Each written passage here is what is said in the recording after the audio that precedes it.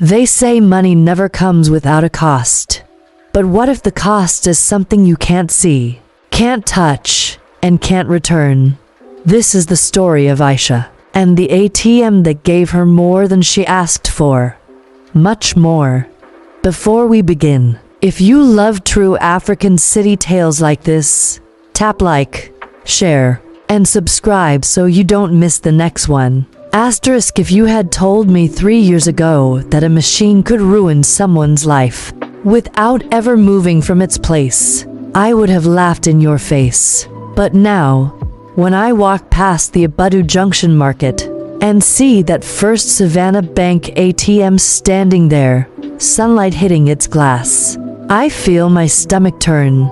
You see, I knew Maryam, not from far. I knew her the way you know the women who buy vegetables at the same stall as you, or whose children greet you when you're walking home. We were not best friends, but we shared those small city courtesies. A nod when we saw each other, a little gossip about the price of tomatoes, a smile about the traffic. Maryam lived 2 streets from me in Sapele Close, here in Kaduna. She was not flashy, not the kind of woman who announced herself before entering a room. Always dressed in clean, modest Ankara skirts and plain blouses. Her headscarf was always neatly tied. Not one of those elaborate jellies that make you turn your head.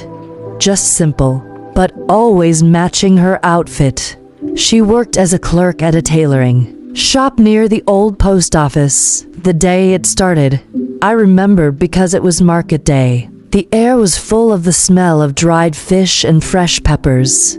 Maryam was walking fast, the way women do when they have somewhere to be but are trying not to look rushed. She carried a small black purse. I was standing at Mama Ogechi's yam stall when she stopped to greet me. "Aisha," she said, smiling. "Do you know if that new ATM is working? The one they put beside Chief Alaid's chemist?" I told her yes. I had seen people using it earlier. She thanked me and hurried off. Later that evening, I saw her again on my street, walking slowly this time, holding a plastic bag of groceries. "Aisha," she said quietly, glancing around. The strangest thing happened. I thought maybe someone had insulted her or the machine had swallowed her card, but she leaned closer and whispered, "I went to withdraw 5,000. The machine gave me 50,000. I laughed. "Maybe you pressed extra 0. She shook her head. I counted it. I checked my account on my phone. It only removed 5,000 from my balance. At first, we both treated it like a joke. She was cautious, though. She told me she had only used part of the money to pay the school fees for her younger brother. But 3 days later, she told me she tried again and it happened again. Withdraw 5,000. Get 50,000. She was afraid to tell anyone else. "Aisha," she told me one evening as we sat on a low cement bench outside her gate. "You know how people are.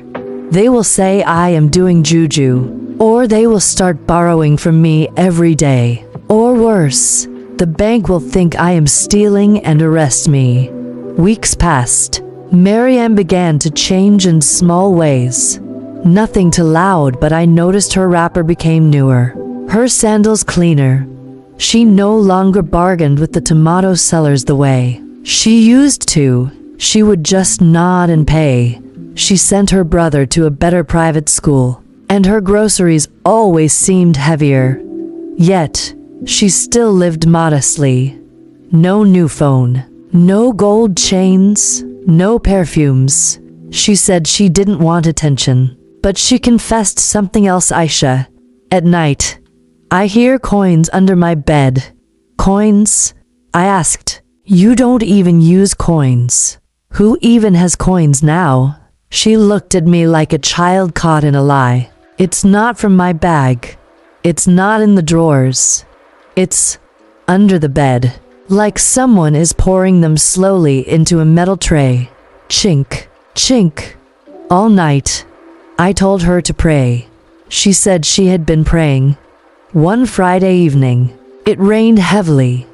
The streets smelled of wet dust and fried akara from the stalls.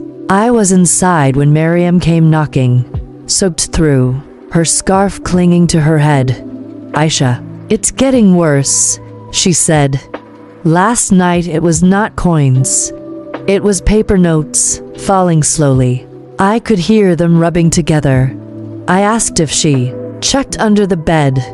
Yes, there's nothing, just the sound. I told her maybe it was her mind playing tricks. She shook her head. When I wake up in the morning, my purse feels heavier.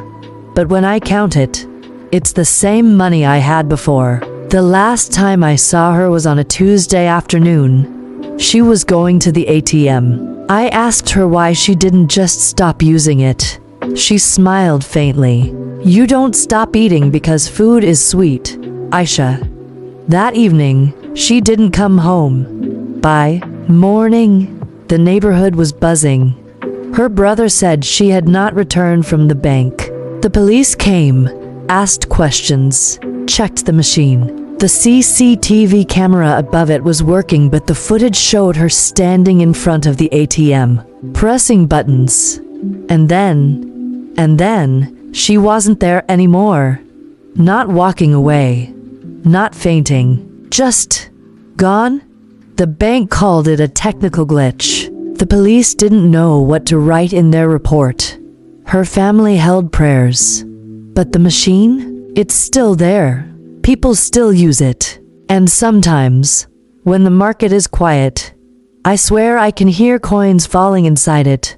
To this day, no one knows where the extra money came from, or why the coins still clink in her room when she's alone. If this story gave you chills, click like to let us know, share it so others can hear it, and subscribe for more haunting African folk tales that might just be happening in your own city.